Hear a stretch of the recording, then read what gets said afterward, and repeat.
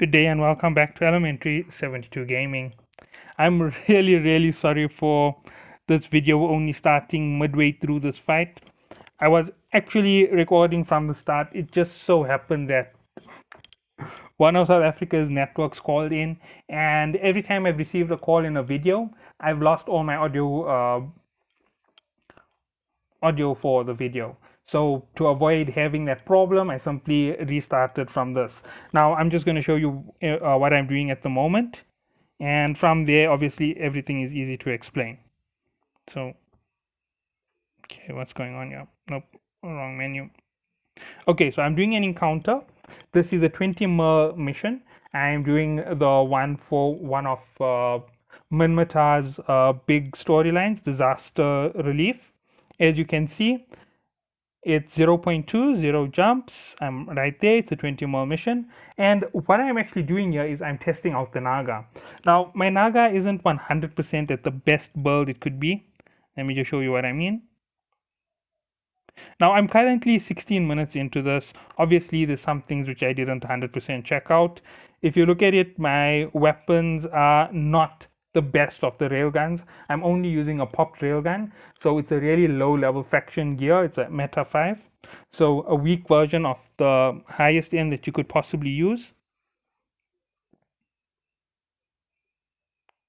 Okay, and another thing is I haven't completed my mid slots. Now, my mid slots on the ship are supposed to go as follows.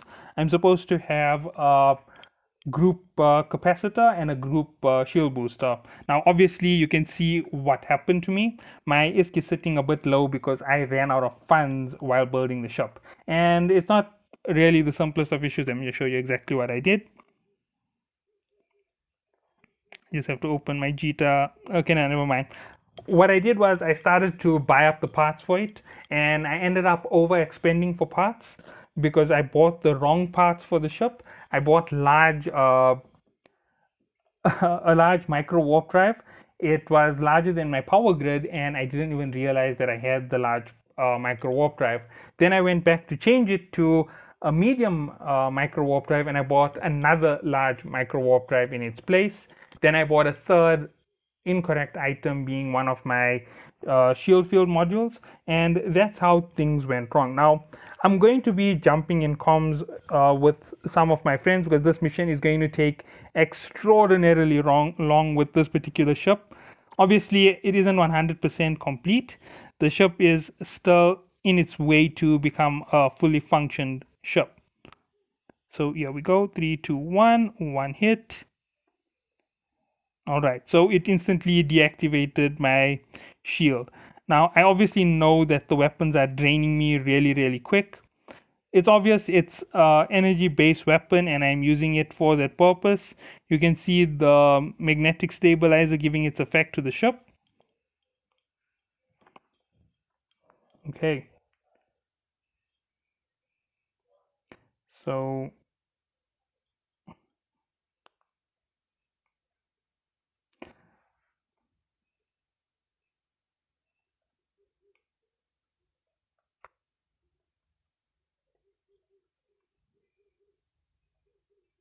this might be one of the easiest ways to actually AFK for a considerable amount of time. Considering the distance I can stay at, if I close the distance a lot, I most probably will do way more damage. That would be a good idea to test. Let me just...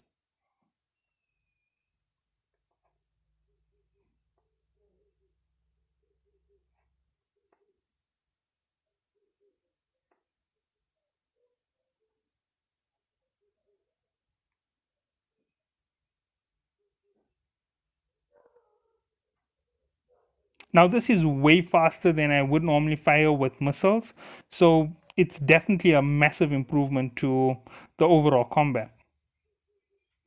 This should knock out one of the two systems.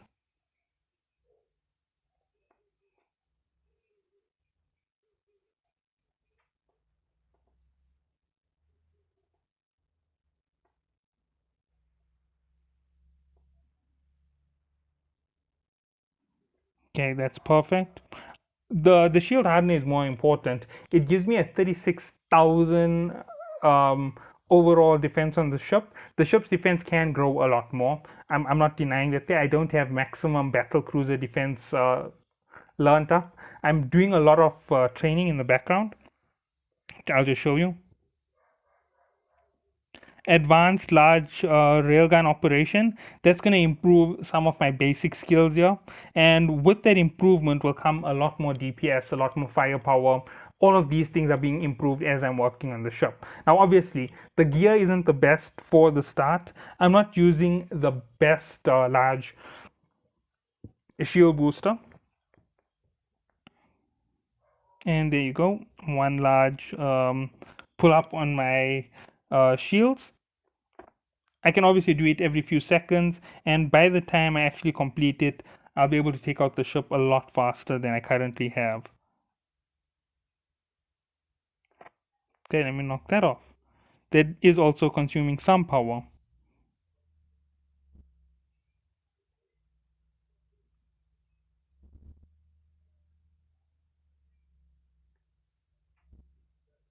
You can see the creep increasing quite fast.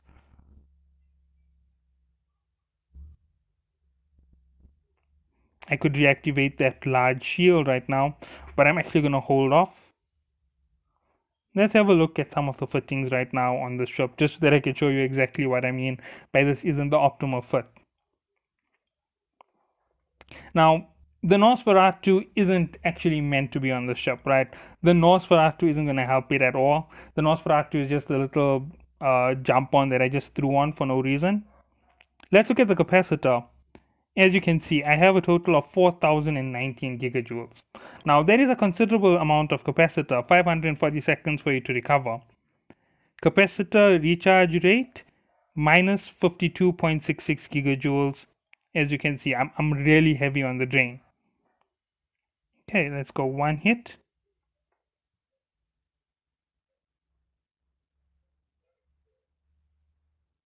Two hits. The third hit should take me just up to 70%.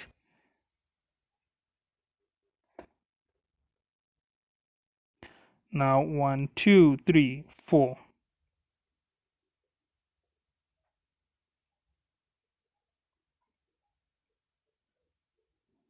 Now you might be wondering why I'm dropping my range. Now that's quite simple. I want to do extra damage to it because I know that this ship has the capability to really pile on the damage.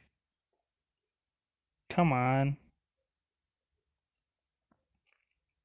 1291. Come on, hit again. Every time I close in, I'm expecting it to increase by quite a drastic amount. I ran out of power again, obviously.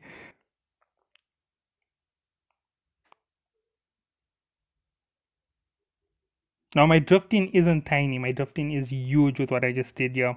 I'm gonna need to space out. Let's see, where's the...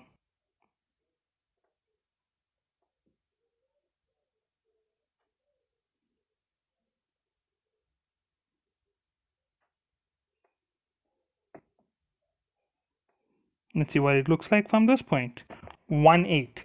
Now that is a fantastic hit. It's a nice big bold hit. It's at a very good radius. If I keep the 60k mark, I most probably will be able to do a lot more DPS. So let's go with heatsink. Okay, this is gonna be a 1. I killed the capacitor too early.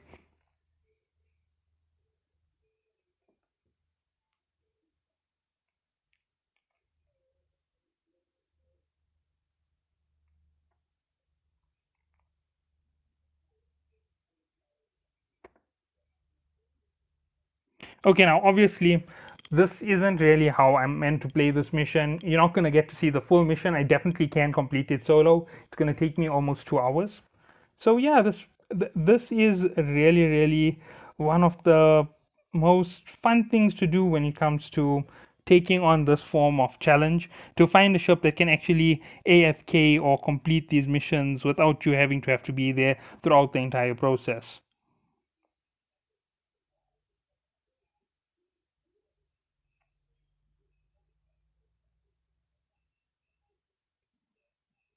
Mm.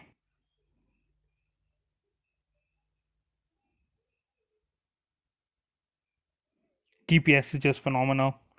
I may not be able to finish this. Yeah, there we go. Low shield. All right, I'm just gonna go to a Stargate. Now, obviously, since this is such a slow move through all of my stats, I'm actually going to go to the gate, recover, and then I'm going to return into the fight. I'm going to try and push it a little bit harder for the next one. So as you can see, it's 10 minutes in. I guarantee I can give you another wave. There's one more wave after that. If it looks like I'm on the last wave before I reach 45 minutes, then we'll complete this video like this. Now, let me just switch this off. I don't need the...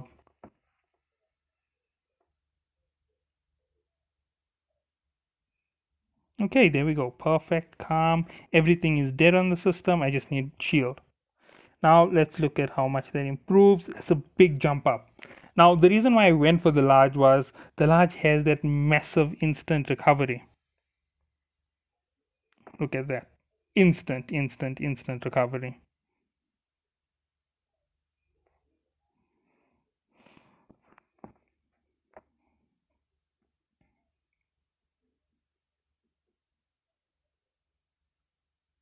Okay, I'm going to give it some time to recover. I'm going to pause this. I'll bring you back as soon as the capacitor and shield are back up. My recording started again. Welcome back, guys. We're back here, and I am still on comms with my friend in chat. So you will hear me talking to him. We're actually talking about what ships to buy in T9. Now, this is kind of one of the heavy discussions, and that is between the assault battle cruisers, because as I said, they give you the best of both worlds. They have the maneuverability, the speed, and the power. Okay, they have the maneuverability, and they have the slight class of the lower class ships, obviously. Okay, one moment. I think I made one mistake here. Yeah, I did make one mistake. I didn't switch this on as yet. So let's just hit this ship, finish this off as fast as possible. So what I was saying was the battleships have the advantage. The battle cruisers have the advantage of the battleship weapons. So large weapons on them, just like the Naga 1. The Naga 2 has the same thing. It just has a little bit more firepower to it. And with the right research, which is what you're going to need on both sides, the Naga 2 comes out on top of the T9 battle cruisers. Now, obviously, you could do something a little bit more crazy with your battle cruiser, not your battle cruiser, with your battleship to try and make it more powerful, but it's only going to affect you on a brawler foot. So only if you're going to take it into a brawl, which isn't its perfect position. Battleships are very tanky and they're meant to hold the high ground. So it's a long range fire system basically. So what do you say about that, Cosmic?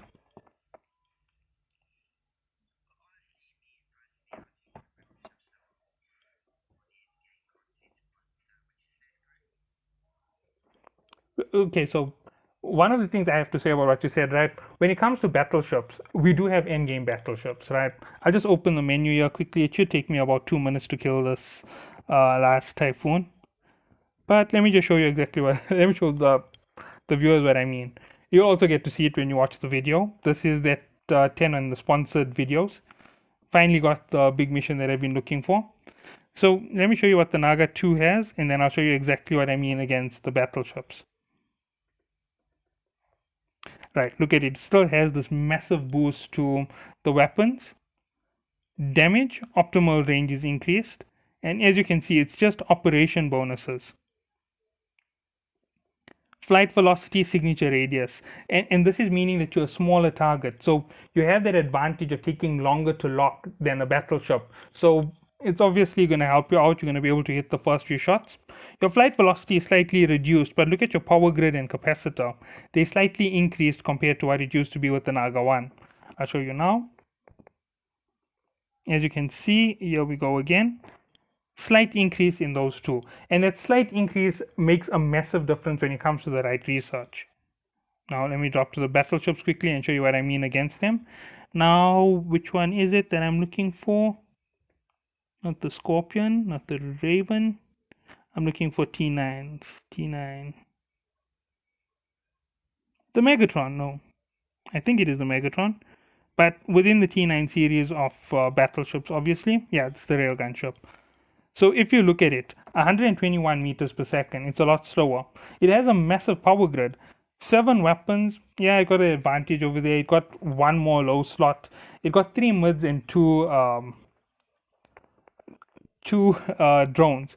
But if you look at the overall requirement on it, it's almost the same. Activation time and tracking speed. So you're not gaining extra range with the ship. So the ship isn't going to be able to do that ridiculous long range. But where it's going to hold its advantage is if you take it into a brawl. Obviously, that's going to make a big difference when you change it up to another level. Looking at this ship, as you can see, there's one more bonus added instantly.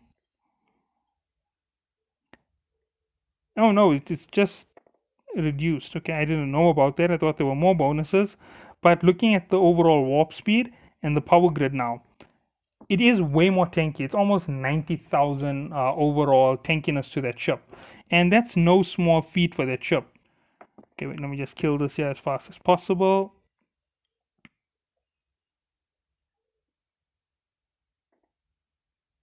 One more shot, come on. Missed it. But anyway, as you can see, those big ships have this massive advantage when it comes to being tanky.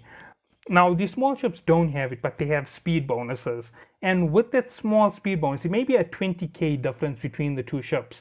But that 20k's gives you a resistance factor when you accelerate your ship.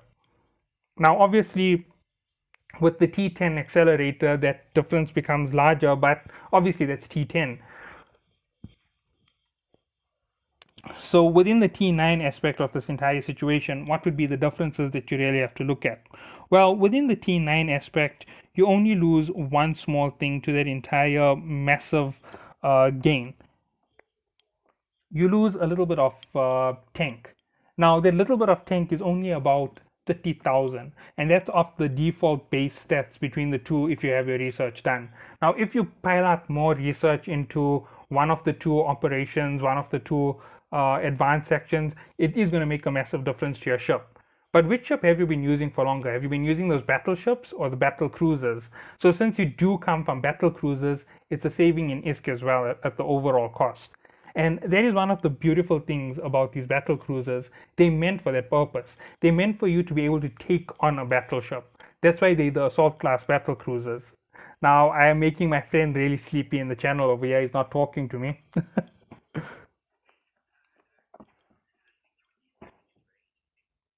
Hmm. Yeah. Don't worry, they can't hear you, so you don't have to be shy.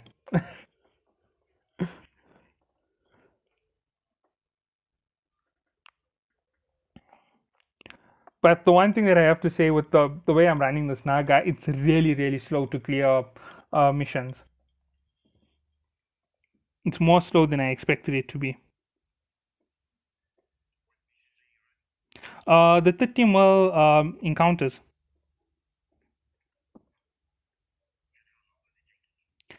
It's going to take me around 1 hour to complete. It's not a 30 mil anymore, it's a 20 mil. It's going to take me about an hour to complete it. And I've got one more wave if I'm correct.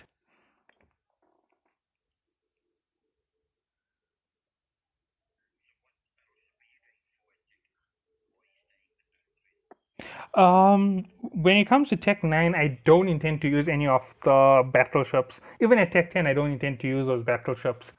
I find it that they gave us a chance to reach endgame early. So at 1.7 build to a real battleship, I'm gonna save it up and I'm gonna go straight for a faction battleship rather. So when that level opens, I'm gonna sponge off someone else when it comes to missions, and then I'm gonna go straight after the big shop. And I know it's not a nice thing to do, but it helps quite a bit.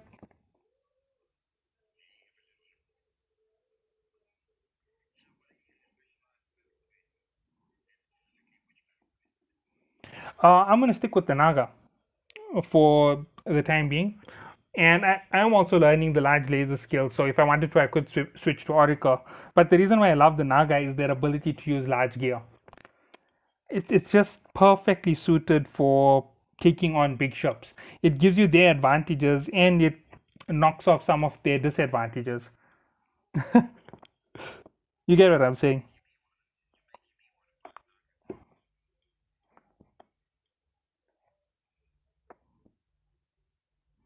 I made a big mistake.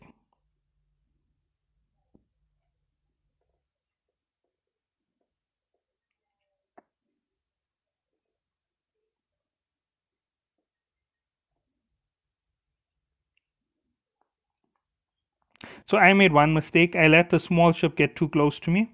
Now I'm draining it and killing it with my drone.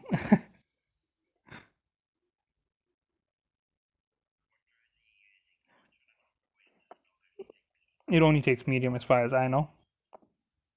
Because it shows a M, so it should be medium drones.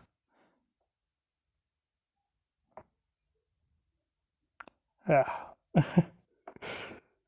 So this is the thing with the Naga, right? The reason why I want to use it is it gives me that huge range when it comes to fights. And if you can use that range to your advantage, you can do a lot of damage to these simple missions. Oh. I've got minimum of 80, 80 and a maximum of 120. One. One computer, one heatsink, and I'm not running the best gear yet. And I'm not even spec'd out in research. So everything is still on the low end from what I'm using.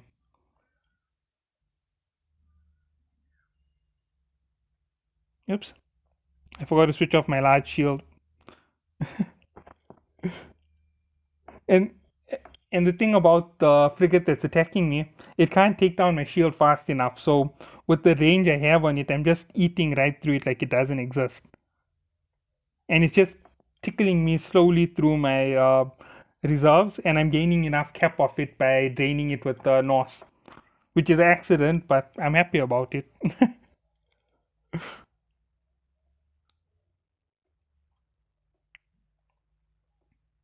If I took this into a mission, I'd die.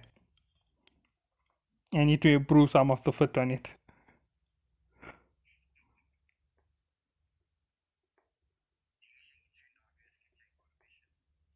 Two Nagas definitely can take on a mission. 100%. It just mustn't be cheap foot like what I did here.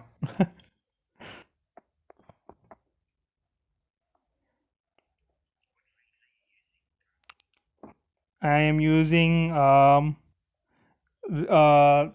Rig 3 range extension for the railguns, two of them, and I'm using one for my shield, so that my large shield gives me a massive boost every time I activate it. And then in engineering, I'm running an auxiliary thruster 1 because I didn't have enough to buy the auxiliary thruster 2 or 3. And I'm running two semiconductor control 1s because I don't have enough to buy 3, obviously. I'm a bit poor.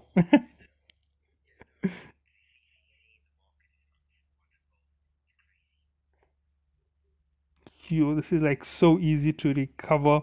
Shield. It's like I just switch on a shield extender that's my permanent shield.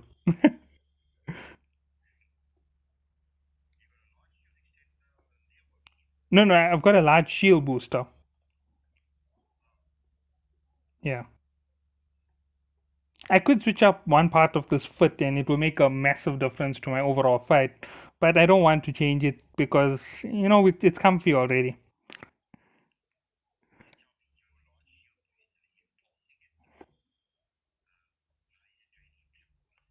I'm pulsing it. If I leave it on consistently, it will drain me in less than a minute. My ship will be dead. I put on a micro warp drive on the ship. If I didn't put the micro warp drive, I'd have about 1 minute 30 seconds with the large shield booster.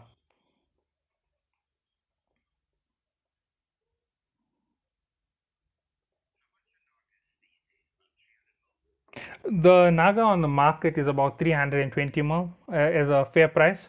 But if you're building it with maximum skills, it's about 220 mil. Yeah.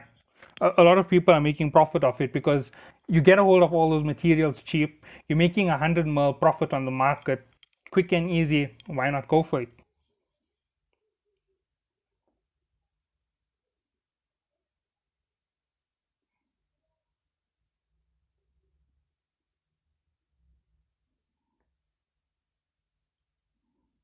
And my Naga flies at 276 meters per second. So I already have effective damage reduction from the speed. No, It's not active. If I activate it, I'll be 5 times faster. Mm-hmm. 1,100 and something meters per second. No, but my Cyclone used to do 1,500 meters. My Drake does 1,096, and that's because I didn't put proper auxiliary thrusters on them. I put prototypes on them.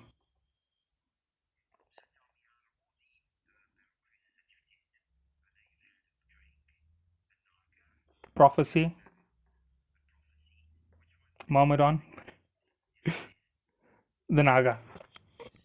When I tested the Naga on the content creators server, which is where we have maximum skills, the Naga was a beast. It was an absolute beast. I was shocked. Obviously, with the maximum engineering, and it was T4 rigs that I threw on it, it just doesn't run out of cap, and you can just use it to just eat everything out of your way.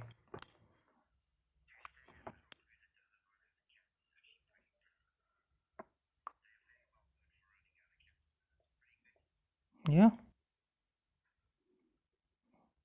I wouldn't say that it's not that it didn't run out of cap. It's just that I found a way to secure its cap. I didn't run a micro warp drive.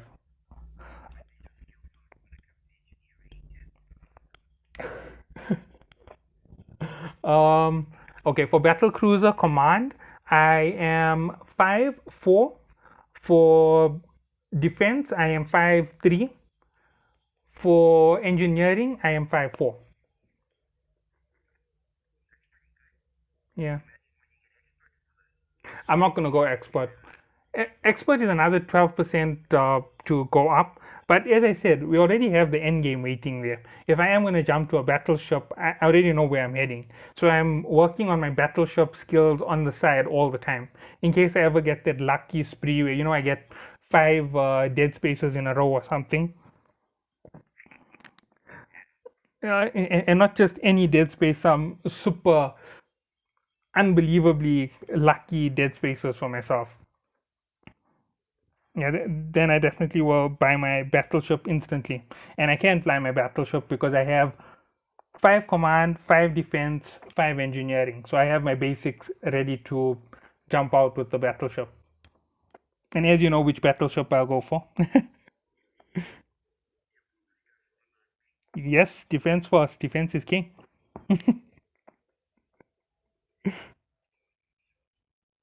Yeah,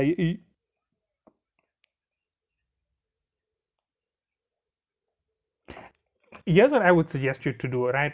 Buy the ship even if you can't buy the fittings, and struggle along slowly till you get all the fittings for it. And then still don't use the ship, buy a second one, and when you have the second one, start using the first one. You don't even have to have the fittings for the second one, because that's what I'm gonna do.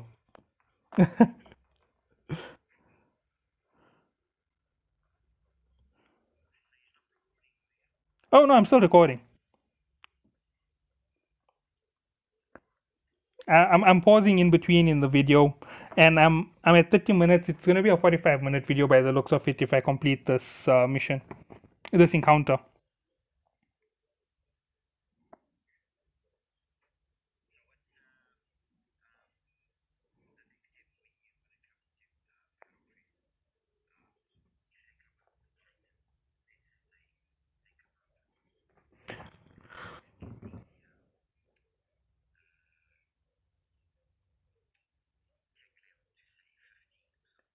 Oof, if they come out with Titans. If they come out with Titans, I'd be very happy. I just want a proper PvP system in the game, to be honest. It's one of the biggest things that I want with it. Because, to be honest, right now, it isn't really about being a PvP player, it's how well you gank. And that's how you judge your success as PvP. And I want to play PvP. I want to go into a game, verse someone 1v1, see who comes out on top. I don't care whether they charge us 100,000 ISK per try in the arena or something to do it. It's a fine way for them to make money flow through. And I'm saying 100,000, I mean something like 100 million for full try. But go for it. 100 million a try, try it once a week, twice a week, keep trying. Every time you win, you keep getting another round, and every time you get knocked out, you have to pay 100 more to get in again. It'll be a fun thing to do, don't you think?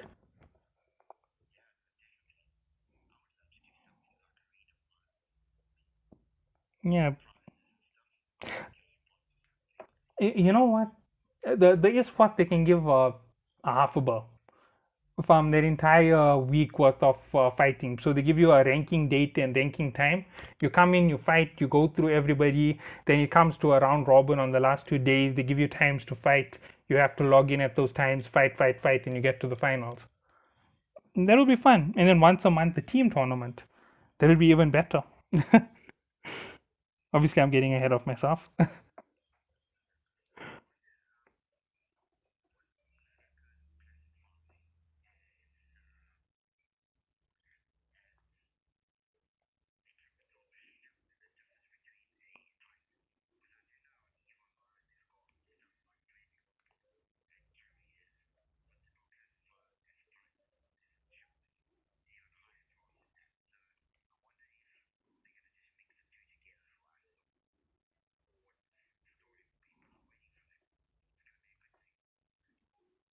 Yeah, okay.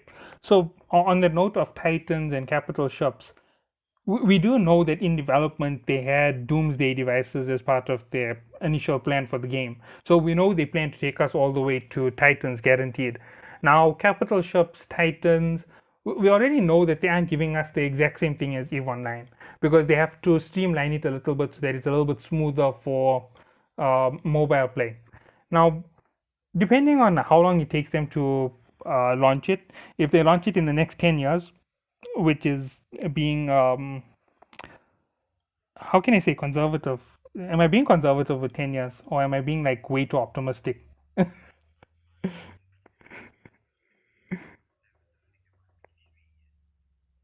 Now, the reason why I'm saying 10 years is because if you look at everything that they're launching in the game, when they're launching something as simple as sovereignty, we're only one third of the way through sovereignty as far as I'm concerned. We've only just started launching buildings and holding territory. We don't have defensive guns. We don't have any of the modules out for sovereignty as yet. And I'm expecting them to launch in the next 2 weeks. But I'm expecting a delay on those next 2 weeks where they're going to say no, they need to do a little bit of further testing. They'll give us a 1 week test server and then they're going to launch it. That's what I'm seeing as going to happen. And they also have to introduce what was it? They said dilation, time dilation, and queuing for entering into combat. They're going to totally make battles really difficult. And when they do that, they're going to have to recalculate how they're working the ships, where they're giving damage, where they're giving power, the rates of fire, because you can't expect people to sit on a phone for 12 hours like they can on a PC. So it's going to make a big difference. And that is going to set back everything in terms of the game. I guarantee you we're going to stick with battleships as our highest form of ship all the way till the end of the year, guaranteed. If they do introduce something early, it's because they're trying to save audience. Obviously, it's going to be incomplete, it's going to be filled with glitches, just like the sovereignty patch originally was. You know what I'm talking about. Like right now, uh, I don't know if everybody knows about this, but a lot of people have this problem where they can't spot a station, a corp station, when they're within 5 AUs. Now, you're supposed to be able to pick it up when you're within 5 AUs of a corp station. And I found that if you're in that 5 AUs and you orbit a ship right at the edge near 4.9, 4.8 AU away from the station, if you hit a certain angle around the ship, the station disappears on your map. And I don't know if it's just that way that it disappears, but a lot of people have been complaining they can't see corp stations. Now, some of them are emulator players, and we understand that PCs are different from phones, but it makes such a big difference when it comes to the gameplay of sovereignty. Sovereignty is losing that core feel to it, where you go and scout for the citadel, you find it, and you launch an army to attack it. And most of the game is already dead because when I say dead, I mean you don't get that heavy fighting and that heavy competitiveness over areas anymore because all the wars are already done. You didn't have that opportunity to have a safe spot to enter systems, and there's no way to avoid conflicts, and everything is open already. We're already at a high rate of conflict within the game.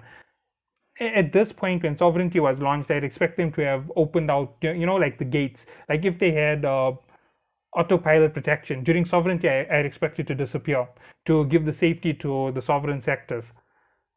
And the fact that it isn't here anymore means that right now it isn't anything new. They just added in another building for you to destroy, and it's a tanky building. It takes forever, and it gives you one or two small boosts. It needs to be something phenomenal for players to feel, the worth of that corp station.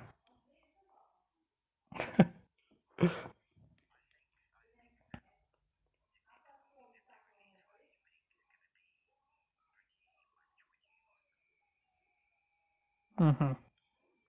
Like,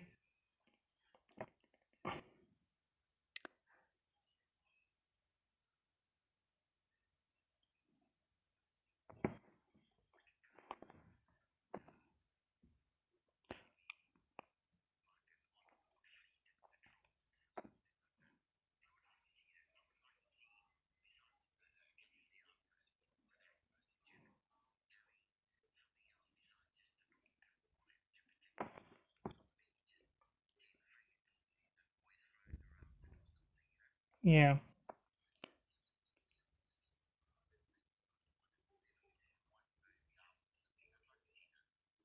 So on the side of what you were saying about, adding another building, giving the boost, and giving it a new defense mechanism. Here's the okay. I'm going to get into the nitty gritty of it. And I'm going to say why I don't think it's very viable. When it comes to expanding your region of sovereignty and going up one more level on structures, adding those small attack vessels, like you're saying, like adding frigates to the station instead of just one weapon system. The reason why they're not going to go that route is it's going to cost too much of lag to the entire system. Remember, as I said, it's not a PC system, it's a mobile system. And they can't have that dynamic flow on the systems. Like what they're already doing with modules, I think is going to kill them for their servers. Your servers are going to be laggy. You're going to find that when you're going to a Citadel or a Corp station, you're going to experience a ton of lag, a ton of drag wherever you're jumping. And you're going to find that players aren't going to be able to enjoy it as much as they want to.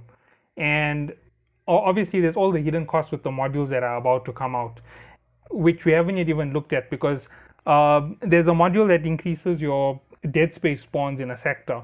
I can imagine that they're going to make it tremendously expensive in terms of plasmoids to run it. It's going to be almost like half the value of a dead space from a fair income.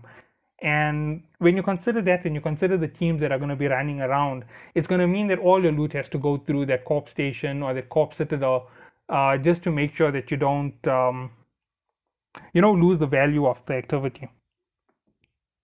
Okay, I'm pausing the video and we'll be back as soon as I reach the last two ships in the last wave. So I hope you all do enjoy. All right, sorry about this, guys. I can't take you through the last part of this mission on this particular device. As I said, we've been plagued with entourage of power cuts, and I'm once more being hit by a power cut in an unscheduled time. So I'm once more off all of the content. I'm really, really sorry for all of this. And I'm going to miss out on the last part of the wave because I have a second device that can do this, but it doesn't have the same recording functionality as my main device. So I'm really sorry for the discontinuation of the content. I was on the last ship in that wave. It's literally been just like 2 minutes since I broke the recording. I'm really sorry for the way the content went in this one. Yeah. Thank you all for watching. Have a good day.